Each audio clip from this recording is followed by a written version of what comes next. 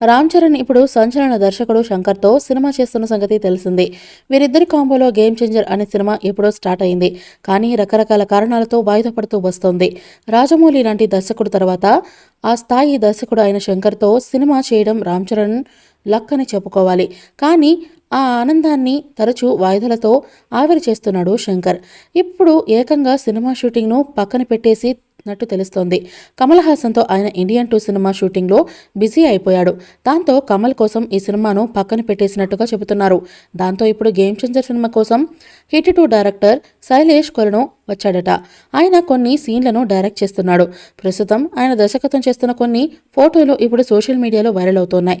దీంతో mega fans fire అవుతున్నారు. Game చేంజర్ను Shankar లెక్క చేయట్లేదని సోషల్ మీడియాలో ఫైర్ అవుతున్నారు. కమల్ హాసన్ సినిమా కోసం తమ హీరోను సినిమా లెక్క చేయకపోవడం ఏంటని అడుగుతున్నారు. అయితే ఇండియన్ 2 సినిమా షూటింగ్ కొంత చేసిన తర్వాత ఈ నెలలోనే శంకర్ మళ్ళీ గేమ్ చేంజర్ సినిమా కోసం రాబోతున్నాడట. ఈ విషయం మూవీ టీం తెలిపింది. ఈ గ్యాప్లో ఉన్న కొంత ప్యాచ్ వర్క్ షూటింగ్లను శైలేష్ కొలను అప్పచెప్పినట్టుగా తెలుస్తోంది.